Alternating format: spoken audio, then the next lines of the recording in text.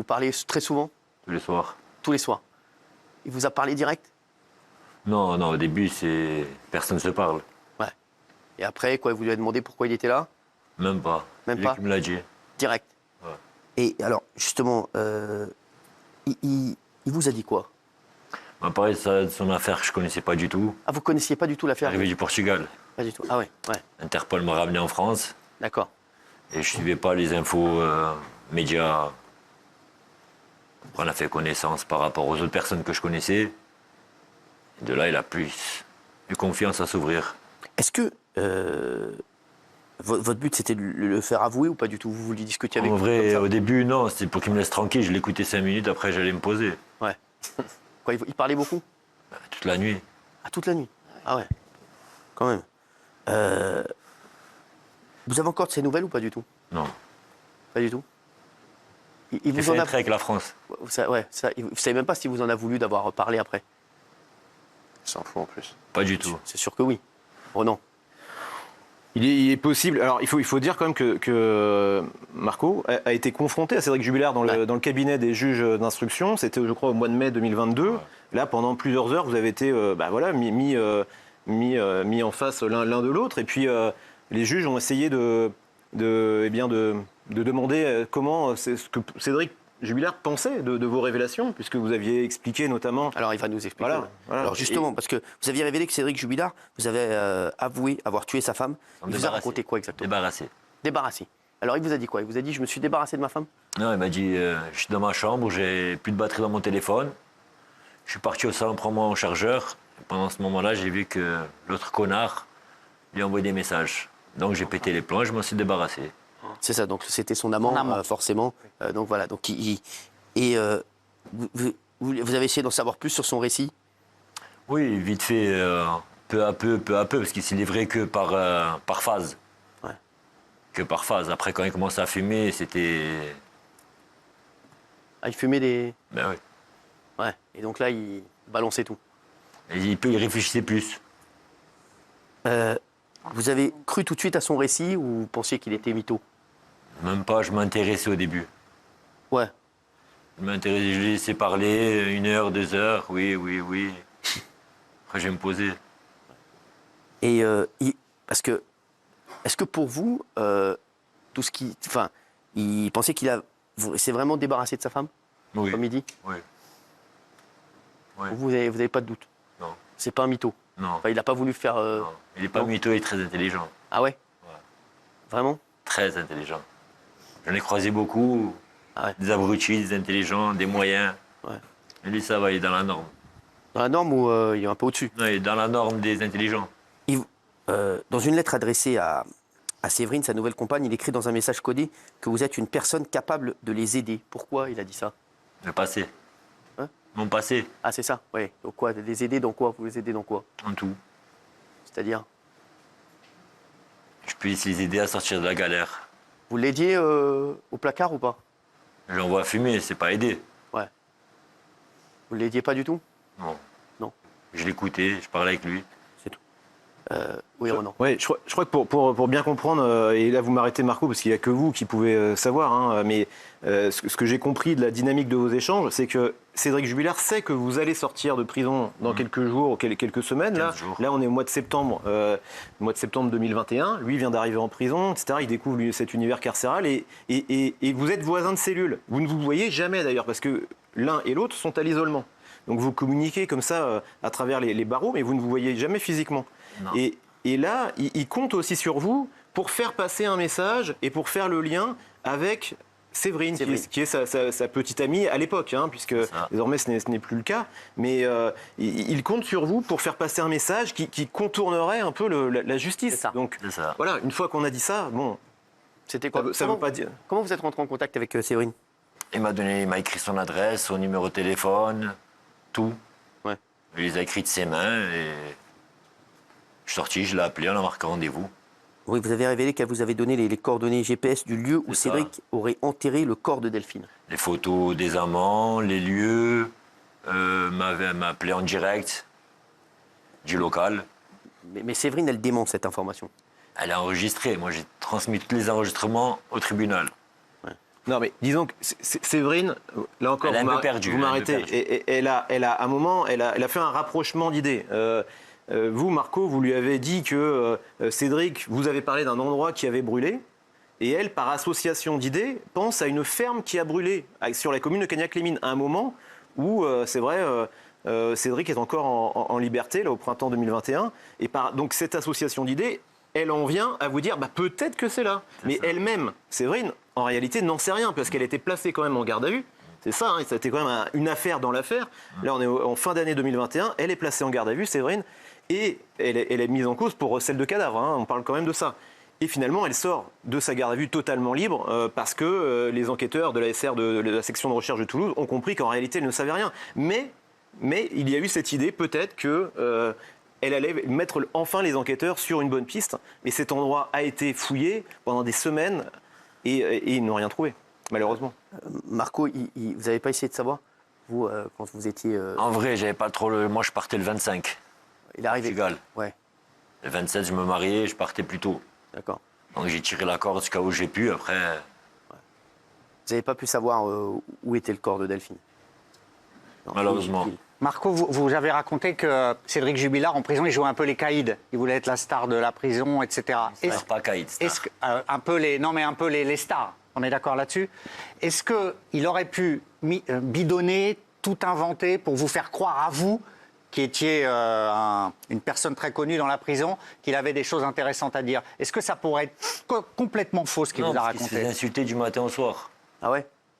Donc il ne va pas raconter quelque chose qui, à peine il ouvre la fenêtre, il se fait insulter sa maman. Il se faisait insulter tout le temps? Matin, midi et soir. Pourquoi? Ah, pourquoi? Mettez-vous à la place des personnes. Vous avez 2 enfants qui ont perdu leur mère et ils font farande dans une cellule. Il a raison, bien sûr. Bravo, bah oui. Il a raison. Tous les mecs comme ça, forcément au sûr. placard, Ouais. ils se font insulter. Donc pour vous, il vous a dit la vérité? Oui, parce qu'il me l'a écrit, il m'a envoyé des messages, il les disait par phase. Et la vérité, on ne peut pas la tromper. Là, le mensonge, il revient à la vérité, mais la vérité, il n'y a pas de rond-point. Alors, parce que lui, Cédric Jubilard, il a démenti vous avoir raconté tout ça. En tout cas, au premier degré, il dit que c'était... Non, il n'a pas démenti. Il a dit que c'était une Je l'ai dit blague. dans le ton de la rigolade. C'est ça, voilà, exactement. Ouais. Ça dépend des mesures de rigolade des personnes. Non, mais effectivement, lui n'a pas contesté avoir tenu certains propos. Après, il dit 2 choses. Il dit, c'était sur le ton de la rigolade, et après, Marco, peut-être, a extrapolé certaines choses. C'est sa version à lui, c'est comme ça qu'il se défend. Et après tout, pourquoi pas? Je veux dire, on peut aussi imaginer que dans un univers carcéral ou avec une personnalité très narcissique comme celle de Cédric Jubilard, on s'invente une chose pour exister aux yeux des autres. C'est possible. C'est en tout cas la ligne de défense qui est soutenue par ses avocats. Marco, vous l'insultiez, vous, au début? Non, je n'insulte pas. Même pas. Ouais. Non, pas du tout. Je parle aux autres personnes, mais Vous disiez quoi aux autres détenus quand ils l'insultaient? discuter. Vous disiez quoi vous? Dedans, on est en prison, on est dans le cas. Bien sûr, ouais. Mais dehors, et on a une famille, on a des amis, c'est dehors la vie, c'est pas dedans. Pour vous, il n'y a aucun doute? Non. C'est lui. C'est... Vous avez l'air sûr de vous, on dirait que vous savez... Vous avez que vous avez un truc qu'on ne sait pas. Qu'est-ce qui vous a dit de plus? Ce sont des détecteurs, hein, ces gars. On a parlé, après quand on s'ouvre à quelqu'un, on reconnaît, on voit à peu près la personne. On discute 1 jour, 2 jours, 3 jours. Quand on vit avec une personne H24, Il vous a raconté son histoire, il vous a dit que sa femme avait... tout. Il vous a dit quoi? Les sous-vêtements dans le lieu de travail. C'est quoi ça, alors dites-nous? Dans son lieu de travail, ils ont retrouvé des petites tenues qu'elle portait pas pour lui, elle porte pour l'autre connard.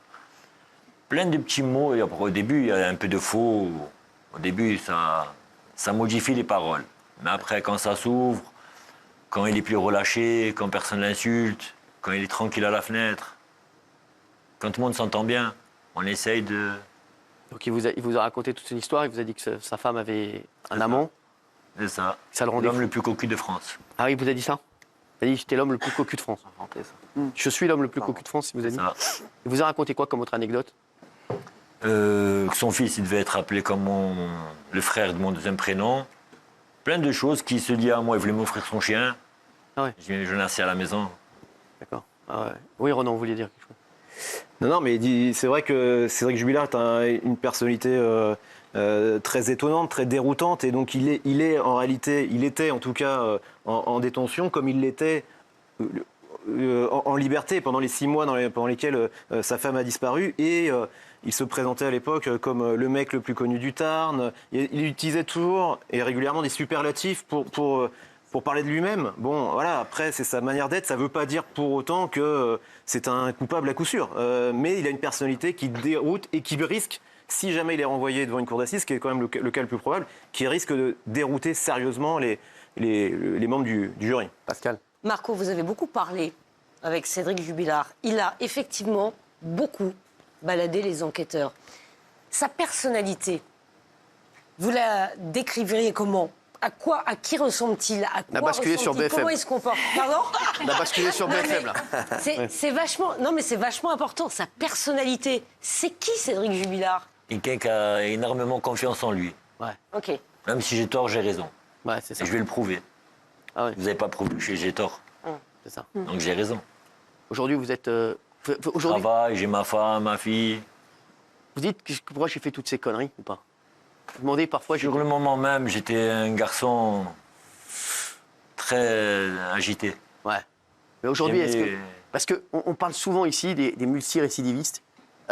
Est-ce que vous, Marco, vous vous dites, moi, je ferai plus une connerie maintenant ? Si je serais en France, je pourrais pas dire ça. Pourquoi ? Parce que, on va pas dire que c'est les amis, mais le cercle, l'ambiance, Ah, donc, l'environ, Donc non, mais c'est connu. c'est important ce que vous dites. C'est fou ce que vous dites. Ça veut dire que même vous qui êtes, vous étiez extrêmement motivé à changer, à tourner la page. Vous avez une femme, un enfant maintenant ou des enfants. Vous avez combien d'enfants ? J'ai une belle Voilà, fille. voilà. Ma Donc, fille, et voilà, donc pareil. tout va bien. Pour vous, vous dites les fréquentations et l'univers dans lequel je vais me retrouver en sortant, Ça me reste. ça peut me faire replonger. Donc c'est fou. Hein. C'est sûr. Non, mais c'est ça qui est grave. Et donc c'est pour ça que vous êtes parti. Ben ouais. Ah ouais. Je connais personne, je repars à zéro. Non, mais c'est incroyable, les gars. Incroyable. C'est Donc important. vraiment, Marco, je te le dis, ne fais plus. Oublie tout ça. Non, mais vraiment. Travaille matin, midi et soir. Voilà. Même le dimanche. D'accord. On est bouleversé à chaque fois qu'on entend le papa de Lola parler. Il a des mots tellement justes, tellement forts. Il est tellement vrai, on se met tellement à sa place et je pense à lui tous les jours depuis que j'ai vu son interview la semaine dernière et cette semaine. Il explique aussi qu'il redoute le procès, forcément. Il a peur que la responsabilité de la tueuse pourrait être mise en cause à cause de son état psychologique instable. Ça, on l'avait évoqué ici. Hein. Très, très dur, hein, ce témoignage. Alors, Michel Marie, l'affaire Lola, donc ce sera le procès en 2024, c'est ça ? Je ne pense pas que ça vienne en 2024. On n'est pas du tout dans les délais. Ça sera encore plus long ? Ah oui, probablement plus long. Le délai raisonnable aujourd'hui entre le moment où les faits sont commis et le moment où l'auteur, enfin le suspect, passe comparé devant la cour d'assises, c'est minimum 3 ans. D'abord, il y a 1 an et demi d'instruction minimum. C'est souvent 2 ans. Il faut dire que les juges d'instruction ont en moyenne 170 ou 180 dossiers en simultané à gérer. Ah oui. Et le Oh. juge, il est tout seul. Ah, je vous dis, il faut donner des moyens à la justice, parce que les juges, ils ne peuvent pas tout faire non plus. Ils Il ne faut peuvent pas peut-être- traiter 180 dossiers par an. Il faut peut-être ouvrir moins d'informations. Oui. Enfin, c'est très compliqué. Donc, pour en venir au délai, la moyenne, c'est 3 ans, parce qu'après, c'est pas une fois que le juge a renvoyé le dossier, a clôturé son dossier, après, il y a un problème d'audiencement. Il y a des affaires, à Paris, je crois qu'il y a 4 cours d'assises qui tournent à plein régime et en permanence. Et là encore, les délais sont longs. Un procès comme celui de Dabia, ce sera un minimum 1 semaine d'audience. Minimum. Oui, Gilles. S'il y a un procès. Ah oui. Parce que là, c'est toute la question. Hein. Mais ce serait dramatique. Elle a quand même quitté la prison de Fresnes. Elle est internée dans une unité spéciale pour malades Ouais, très ouais, difficiles mais- à Villejuif. Et si la première expertise a dit qu'il n'y avait pas de troubles psychiques ou neuropsychiques, il y aura une contre-expertise. Et vu son état psychologique aujourd'hui, elle se tapait la tête contre les murs. Alors, est-ce qu'elle en fait trop? Est-ce qu'elle a joué un peu? Ça, c'est possible. Mais en tout cas, Cyril, rien ne garantit aujourd'hui qu'elle sera jugée un jour. Alors, on voudrait parler d'une autre affaire, parce qu'on va... oui, vous voulez dire que... Oui, je voulais dire qu'il ne faut pas crier avant d'avoir mal. Oui, mais bon, quand même. Là, Dans ces cas-là, il vaut mieux. Non, mais il y a une première expertise qui dit qu'elle n'est pas atteinte de troubles mentaux. Effectivement, elle a été mise dans une unité pour malades difficiles, mais plus pour la préserver, pour éviter qu'elle se suicide. Elle était placée à l'isolement et elle ne supportait pas l'isolement. Et l'intérêt de tout le monde, c'est qu'elle arrive saine et sauve devant la cour d'assises. Daniel, Excusez-moi, mais je ne peux pas entendre ça. Quand je vois ce que vit cet homme, elle ne supportait pas l'isolement. Mais qu'est-ce qu'on en a à faire qu'elle ne supporte pas l'isolement? Excusez-moi. Qu'est-ce qu'on en a à faire de la protéger? On va payer pour la protéger des années avec ce qu'on entend là. Moi, excusez-moi, je ne peux pas entendre ça. Mais je vais vous répondre. L'idée, c'est simplement qu'elle arrive au procès vivante. Si elle se pend dans sa cellule, on aura tout perdu. Exactement. Et donc, ça, je pense que c'est pas forcément faire offense à la famille des victimes que de la placer dans une unité médicale pour des gens difficiles, pour pas qu'elle se suicide. C'est ce que tu penses, Raymond? Moi, oui. Moi, vous savez tout ce que je pense, mais le problème, c'est que pourquoi 3 ans, en fait? Non, moi, je sais pas. Vous l'avez dit, Pourquoi 180 cas. Mais il n'y a pas 180 cas comme ça. Est-ce qu'on ne peut pas passer un dossier en pensant au monsieur qu'on vient de voir à l'antenne, qui est obligé d'attendre, qui divorce?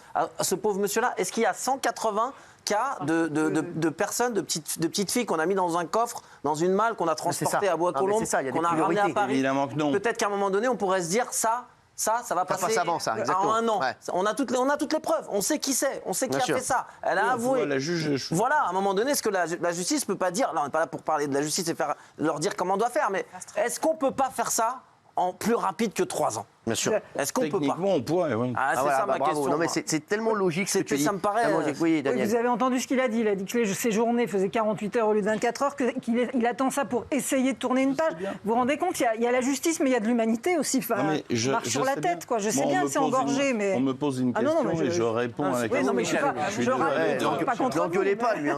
C'est vrai. Quand on a tout...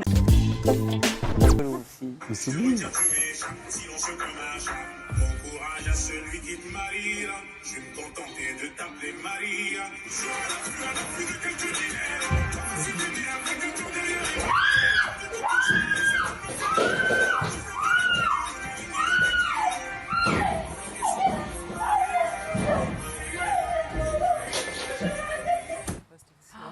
L'angoisse. Voilà. Donc, c'est vrai que cette vidéo, si vous nous rejoignez, elle est incroyable. Je vous remercie, Coraline, d'être avec nous. Merci d'être là. Merci beaucoup. Vous allez nous raconter votre histoire. C'était le 25 mars dernier. Vous êtes tranquille à la maison, comme on vient de le voir dans la vidéo. Et qu'est-ce qui s'est passé? Je venais de rentrer chez moi, ça faisait à peine 2 heures. Ouais, merci. C'est juste pour votre micro. Est-ce qu'il est bien branché, le micro de Coraline? Merci. C'est juste une tranche à monter. Hein. C'est rien de grave. Hein. Merci, c'est bon. Donc je venais de rentrer chez moi depuis 2 heures à peine. Et puis ça sonne à ma porte. Je vais ouvrir et en fait, il y a un jeune homme qui se fait passer pour un voisin. Qui vous dit quoi? Il vous dit... Il me dit « Bonjour, excusez-moi que je suis avec ma copine, j'aimerais cuisiner, il me manque du papier d'aluminium pour finir. Est-ce que vous auriez à me dépanner ?» Je dis « Bien sûr. » Et en fait, par politesse, je laisse la porte entrouverte en me disant je ne vais pas lui fermer la porte au nez. Et puis je pars dans la cuisine et à ce moment-là, je me mets à trembler, je sens qu'il y a quelque chose qui ne va pas. Et en sortant de la cuisine, en fait, il m'attendait dans le salon. Et il m'a pris au cou directement. Il a essayé de m'endormir. Oh là là. En me tapant. Voilà. Et donc ça a été extrêmement violent. Il vous a volé beaucoup de choses. En fait, donc, pendant qu'il me tabassait au sol, moi je suis tombée évidemment, il y en a un deuxième qui est arrivé et là il me dit « Ta montre, elle est où ta montre ?» Et je lui dis, enfin je ne sais même plus ce que je dis, on l'entend, mais je ne sais plus. Mais il voulait une montre, en fait il voulait ma montre. Donc je ne sais pas comment ils ont réussi à remonter jusque là, mais ils savaient ce qu'ils venaient chercher. Donc bon, ça a dû être la peur de votre vie, forcément. Ouais, j'ai pensé que j'allais mourir. Ouais, c'est ça, vous vous êtes dit à un moment, ils vont me tuer. Comment? Vous avez pensé à un moment, ils vont me tuer? Ils m'ont dit, en fait, ils me menaçaient que si je continuais de crier, ils allaient me tuer. Ah ouais? Oui, ils me le disent plusieurs fois.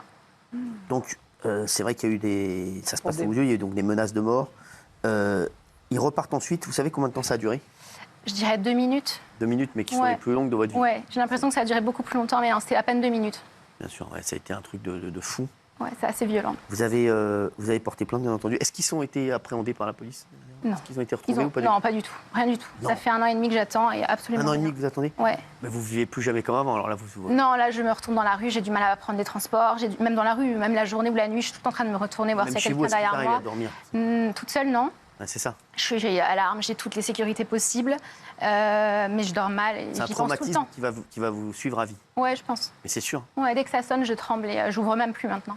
Je demande et même si j'attends quelqu'un, si c'est pas une copine, je laisse rentrer personne. On pose les colis devant la porte. Bien sûr. Vous avez déménagé? Ouais. Ouais, normal. Vous ne pouviez pas rester là-bas. Non, je pouvais pas. Ouais, c'était impossible. Et c'est fou parce que là, vous n'avez aucune nouvelle, vous avez forcément porté plainte, mais On vous a jamais dit qu'on les a retrouvés ou... Non, et je pense qu'on ne les retrouvera même pas. Ils étaient jeunes, hein, donc ça ne m'étonnerait pas. Quel âge, que 20 ans, 22 ans, je dirais. Vraiment jeunes, peut-être moins, mais pas plus. Ils étaient cagoulés, vous les avez non, il y en a un qui n'était pas cagoulé. Ah oui, celui qui était venu, il va pas te demander du papier. Non, mais ah bah oui. Genre le gars il arrive, excuse-moi, t'as du papier aluminium parce que je fais la cuisine avec ma femme là. Non mais alors du coup elle peut les décrire, c'est ça ce que non, le bruit, c'est pas cagoulé. Non mais c'est une cadavre. Le gars il arrive cagoulé. Excuse-moi, je suis en train de faire des poissons en papillote là. Quel idiote. Ce qui est très étonnant, c'est que Coraline donc, a porté plainte. L'enquête n'avance pas du tout pour le moment. Elle a très peu de contact avec le commissariat qui a pris la plainte. Alors que, selon Coraline, elle aurait sans doute été suivie, espionnée et peut-être même ont-ils fait des repérages avant en se faisant passer pour de faux livreurs ou ce qu'on disait hier. Est-ce que je sais que vous êtes très présente sur les réseaux. Est-ce que vous pensez que ça a joué? Elle a été observée à la montre sur les réseaux. Je pense que oui, parce qu'en fait, du coup, je suis créatrice de contenu sur Insta et en fait, j'ai posté une story 2 heures avant, en arrivant chez moi, et je le fais jamais sur mon palier en disant je suis enfin arrivée à la maison, j'ai eu des rendez-vous médicaux, et en fait, 2 heures après, pile poil, ça sonne, donc ils savent que je suis toute seule, ils savent que je suis chez moi, alors que j'étais très peu chez moi, j'étais très souvent chez mon copain. C'est très rarement. Faites attention à ça, c'est des infos incroyables.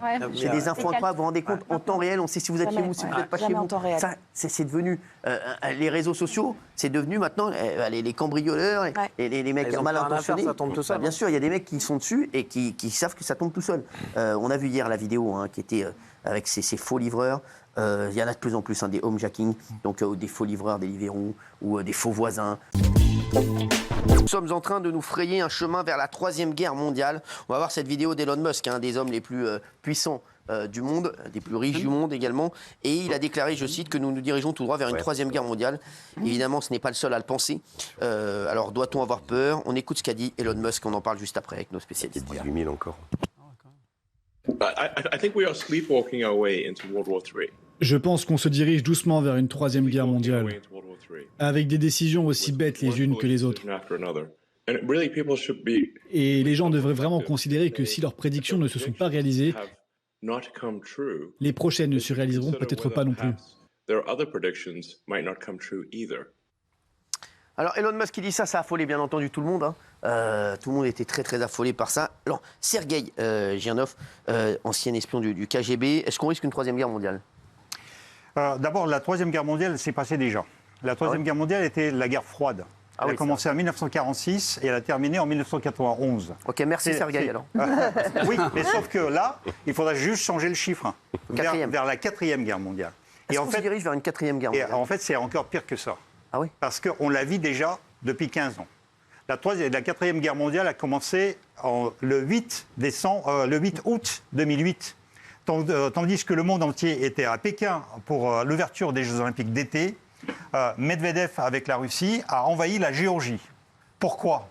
Non pas parce qu'il y avait les 2 régions qui étaient frontalières, l'Ossétie du Sud et l'Abkhazie, mais parce que la Géorgie a voulu rentrer dans l'OTAN et dans l'Union européenne. Et donc, la première punition de Poutine, après 2007, parce qu'en 2007, il a prononcé un discours dont les spécialistes l'ont remarqué, mais le monde entier s'est dit « oui, c'est un peu exagéré, rien du tout ». Et donc, en fait, la Russie a commencé ça, et après, ils ont regardé comment le monde allait réagir. Et en fait, le monde n'a pas réagi. Obama a dit, en venant au pouvoir, à Medvedev, qui était le remplaçant de Poutine, on va refaire nos relations. Comme si l'ordinateur de Russie a bugué, et donc il faut le relancer. Et en fait, après, il y a eu les accords de Sarkozy, proposés par Sarkozy et par Angela Merkel, donc de faire la paix. Et tout le monde s'est dit, tout le monde a fait le dos rond, tout le monde s'est dit, on ne va pas rentrer dans la 4e guerre mondiale à cause d'un petit pays qui est la Géorgie. Poutine l'a compris, 2014, rebelote, annexion de la Crimée, après Donbass. Et là, pareil, la même chose, personne n'a réagi. Là, on est arrivé au 24 février 2022. Là, c'est la guerre de la Russie contre l'Ukraine. Vous vous souvenez, j'étais sur votre plateau le jour même et je vous ai dit, Poutine veut faire peur au monde entier pour que le monde ne bouge pas par rapport à ça. Il est prêt à employer les armes nucléaires tactiques.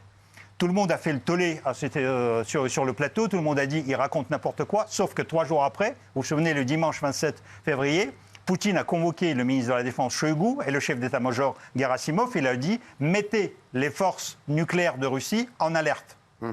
Et là, tout le monde a compris que ça devenait grave. Depuis, aujourd'hui, nous sommes le 24 octobre, ça fait 20 mois que cette guerre est menée en Ukraine. Il ne se passe pas une semaine que les Russes n'amènent pas sur le plateau le truc nucléaire. Là, je vous ai préparé une liste, mais on n'aura pas le temps d'en parler, à rien que les derniers temps.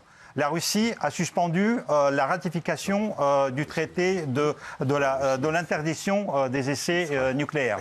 La Russie a remis sur le tapis les essais nucléaires. Shoigu, le ministre de la Défense, est allé à Novaya Zemlya pour suivre les essais nucléaires. Ils ont fait les essais sur un missile à propulsion nucléaire, soi-disant révolutionnaire, qui peut durer autant qu'il veut.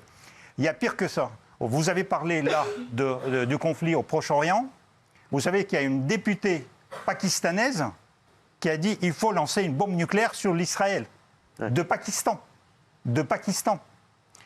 Poutine a invité Kim Jong-il en Russie. Et il est venu. Lavrov est allé là-bas, Shoigu est allé là-bas. Donc, la Corée du Nord, le pays qui est sous les sanctions des Nations Unies, du Conseil de sécurité et de l'Assemblée générale, la Russie remet en question sa coopération et parce que les Coréens leur donnent des armes. Et du coup, il y a peut-être une coopération nucléaire. L'Iran, qui a un programme nucléaire, les Russes ont réactivé leur relation avec l'Iran. Et donc, vous voyez, les États-Unis ont mis 2 porte-avions face à l'Israël. Actuellement, il y a les Chinois qui envoient aussi 6 bateaux dans la zone. Poutine a dit, moi, j'ai ordonné à mon ministre de la Défense d'organiser les patrouilles de MiG-31 avec les missiles Kinjal, et on ne sait pas si c'est les missiles avec les têtes nucléaires ou pas, sur la mer Noire. Donc vous voyez, sans vous faire peur, là j'ai énuméré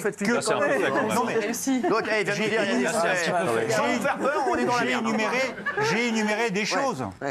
J'ai rien inventé là. C'est-à-dire que vous exposez quelque chose, mais moi je vois pas très bien le scénario en fait. Donc vous nous parlez de menaces nucléaires concernant la Russie, mais ce serait quoi le déclencheur en fait ? Qu'est-ce que vous voyez comme scénario ? Dans toutes les guerres mondiales, le déclencheur, en général, c'est une chose futile. C'est vrai. Bah oui, vous connaissez l'histoire. C'est une chose futile. Style l'assassinat de l'erzherzog autrichien. Donc, qu'est-ce qui... Alors, Régis, la même question. Est-ce qu'on risque une 3e guerre mondiale ? Après ce qu'a dit Elon Musk, tout le monde, bien sûr, tout le monde, c'était dans les têtes de tout le monde, mais c'est vrai que ça fait encore plus flipper. Est-ce qu'on risque une 3e guerre mondiale, là, actuellement ? Et qu'est-ce qui ferait qu'on bascule dans une 3e guerre mondiale ? Moi, j'ai tendance à être optimiste parce que je pense que la situation est tellement... je pense qu'en effet, la Russie est un élément, n'est pas l'élément déterminant dans ce qui se passe notamment au Proche-Orient aujourd'hui. Ce qui fait qu'on peut arriver vers une 3e guerre mondiale, c'est une forme d'alignement des alliances et de multiplication des forces. Il y a 40 ans, je crois que c'était hier, on a célébré tristement l'attentat contre l'immeuble de Rakkar, où 58 parachutistes français avaient perdu leur vie. C'était en 83, un an après la création du Hezbollah. À l'époque, le Hezbollah était un groupe activiste, un groupe de résistance à Israël qui occupait le Liban Sud. Le Hezbollah est devenu aujourd'hui l'un des premiers groupes armés internationaux. Il a un pied en Irak, il a une milice qui s'appelle Nujaba, qui est l'antenne du Hezbollah local en Irak. Il aide les Houthis au Yémen. Tout ça sous la férule de l'Iran, avec notamment la force Quds, donc les gardiens de la révolution. Et tous ces groupes, c'est pour ça que je dis que c'était il y a 40 ans, par rapport à il y a 40 ans, se sont considérablement renforcés. Regardez, les guerres qu'a menées Israël contre le Hamas, c'était toujours, il y avait, en gros, Israël perdait perdait un soldat pour 10 combattants. Il y avait 10 Palestiniens tués pour un Israélien. Là, aujourd'hui, on a eu une attaque fulgurante, inattendue du Hamas, avec sans doute des faillances de sécurité de la part d'Israël qui vont être examinées plus tard. Mais on a un nombre de morts israéliens considérable et on a découvert que le Hamas s'était considérablement renforcé. Donc aujourd'hui, on a des acteurs de part et d'autre. C'est plus simplement des groupes armés qui mènent des guérillas. Ce sont de véritables groupes très efficaces et qui peuvent éventuellement infliger aux Occidentaux ou à ce qu'on appellera une forme de coalition, puisque maintenant il y en a une sur place avec les Américains, des dégâts considérables. Les porte-avions, vous savez, les porte-avions américains, mais ils sont vulnérables aux drones aujourd'hui. Vous avez, aujourd'hui, on l'a vu avec la guerre du Karabakh, l'armée de l'Arménie s'est fait décimer, c'était 72. C'est avec les drones. Ils n'avaient pas prévu la parade. Donc aujourd'hui, vous pouvez être le faible,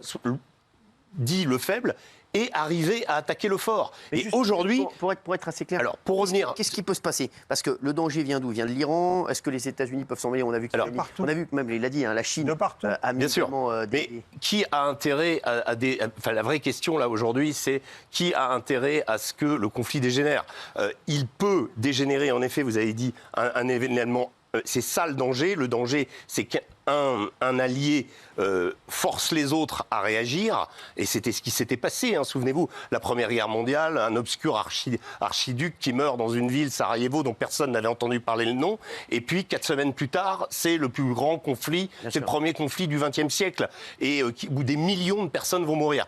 Donc là, on est dans une situation où je pense très sincèrement qu'au niveau international, même s'il y a la guerre en Ukraine, il y a quand même une volonté de maintenir le conflit dans la région. C'est-à-dire, vous savez, pour l'Ukraine... Là, on parle aussi de ce qui se passe en Israël et en Palestine. Mais bien sûr. Mais regardez pour l'Ukraine. L'Ukraine, on a craint un moment que le conflit allait déborder. Il y avait eu ce fameux missile qui avait atterri en Pologne. Ouais, vous aviez la question de la Moldavie, on s'est posé la même question, exactement. On a réussi globalement, internationalement, à circonscrire le conflit à l'Ukraine. C'est un conflit encore très dur, où il y a des centaines de morts tous les jours, mais c'est un conflit propre entre l'Ukraine et la Russie, même si, évidemment, l'OTAN... voilà. Là, je pense que la plupart des dirigeants internationaux, les Américains et les Russes, quelque part, cherchent à ce que le conflit n'aille pas au-delà de la confrontation entre le Hamas et Israël. Vous ne croyez pas ce qu'a dit Elon Musk?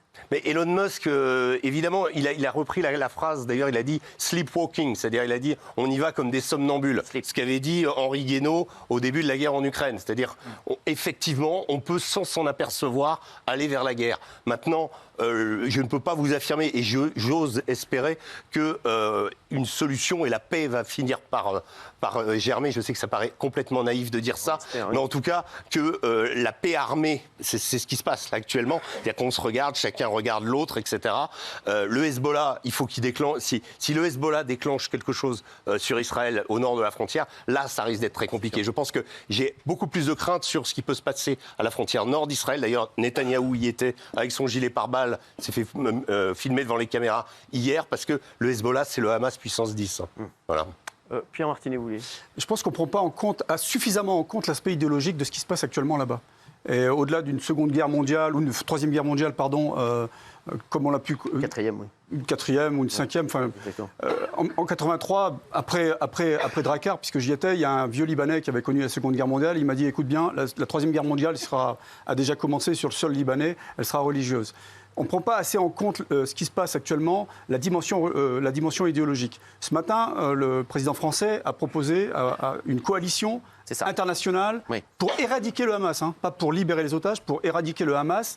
Donc ça voudrait dire quoi? Ça voudrait dire qu'il y aurait sur le sol de Gaza des militaires français, des forces spéciales françaises, américaines, allemandes, britanniques. C'est ce dont ont peur les Français, hein, on l'a vu. Et ça pourrait déclencher des heurts intercommunautaires partout en Europe. Vous avez vu ce qui se passe aujourd'hui en Europe. Ça, c'est un réel danger parce que les heurts intercommunautaires, ça peut être que dalle, hein. Ça peut être 2-3 personnes avec deux Kalachnikov, mais après, ça peut dégénérer. Et puis, peut-être pas un conflit mondial, mais européen, avec des poches de guérilla civile en Europe.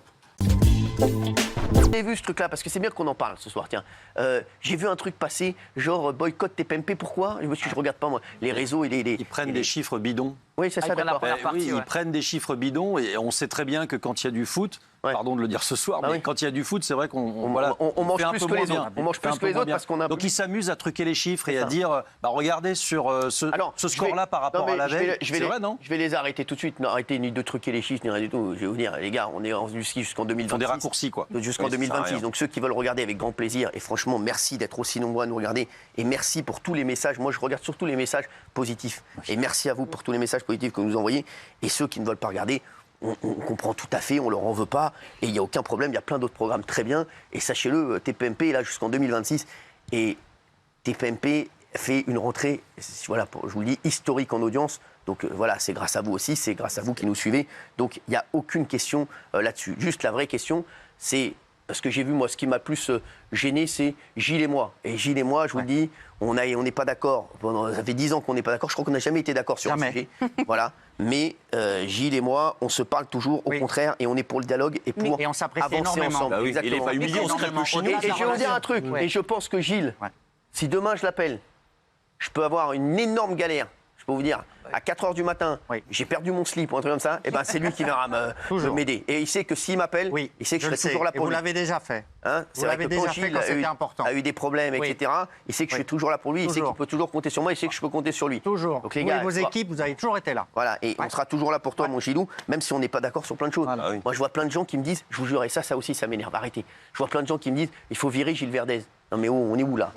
On est où là ? Il faut virer Gilles Verdez. Sachez-le, Gilles Verdez. Ça ressemble à Magali, à Maïva. Sachez-le, et je vous le dis, c'est comme TPMP jusqu'en 2026. Gilles Verdez ne sera jamais viré. Voilà, je vous le dis, parce que Gilles Verdez, non, je vous le dis.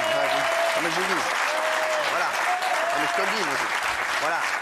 Et il y a plein de gens qui m'appellent. Non mais je te le dis, Gilles, parce qu'on n'est pas d'accord sur plein de trucs, il y a plein de gens qui disent il faut virer Gilles Verdez. Il y a aussi plein de messages qui disent bravo à ce que dit Gilles. Bien sûr, non mais parce que moi je parle de moi, le ressenti que j'ai, parce qu'il y a plein de gens qui me disent il faut que tu vires Gilles Verdez. Non mais les gars, on est fous quoi. Gilles Verdez, il est là et il sera là jusqu'en 2026 avec moi. Les gens qui disent il est humilié, mais on se crêpe le chignon, on adore ça, on revient tous les jours parce qu'on adore ça, se crêper le chignon. On n'a pas tout compris, mais on comprend que c'est sympa. Pour le boycott TPMP, ce qui est symptomatique, sur le boycott TPMP. Ici, non mais il n'y a pas de boycott, vraiment, tu as vu les audiences. Les gens qui ont lancé boycott TPMP. On a parlé de toutes les guerres ici depuis 3-4 ans. L'Ukraine, on a parlé d'Ukraine, on a donné notre avis sur l'Ukraine. Comme on donne sur notre avis là. Il n'y a jamais eu de boycott TPMP. Jamais. À chaque fois qu'on donne notre avis sur l'actualité et sur des guerres, c'est malheureux, on donne notre avis. Et là, pour vous dire qu'on est sur une poudrière, assis sur une poudrière, c'est que là, les mecs te lancent des boycotts TPMP. Alors que c'est jamais arrivé avant. C'est quand même assez curieux. Voilà. Et c'est tellement violent sur les réseaux sociaux, mais que même quand on est pour la paix, en fait, eh ben, ça ne va pas. Alors, même si on met deux drapeaux, ça ne va pas. Et je vous le dis, ne vous dérangez pas, mais c'est des messages de haine, etc. Même les gars, je ne regarde rien. Je vous dis, je suis au paddle toute la journée. Non mais je vais vous dire, les seuls trucs que je regarde, c'est les limites, les résultats de paddle, du match à Sucy-en-Brie. Et parfois ils me disent ouais, t'as vu sur les réseaux. Je dis mais qu'est-ce qu'il y a sur les réseaux? Donc voilà, donc je vous dis, je ne regarde rien et je m'en tape totalement. Et Gilles, tu le sais, mon chéri. Ah ça je le sais. Voilà, donc tu sais, moi je ne regarde rien. Je sais. Et voilà, non, juste parfois il y a des gens qui me disent faut virer Gilles Verdez. Voilà, donc je vous confirme que Gilles Verdez sera avec nous jusqu'en 2026. Il sera, je pense, plus longtemps dans l'émission qu'avec Fatou. Voilà. Jusque-là, c'était parfait, Cyril. Jusque-là, c'était parfait. Retirez juste la dernière phrase. Tu sais, le problème que j'ai, c'est que je dis toujours ce que je pense.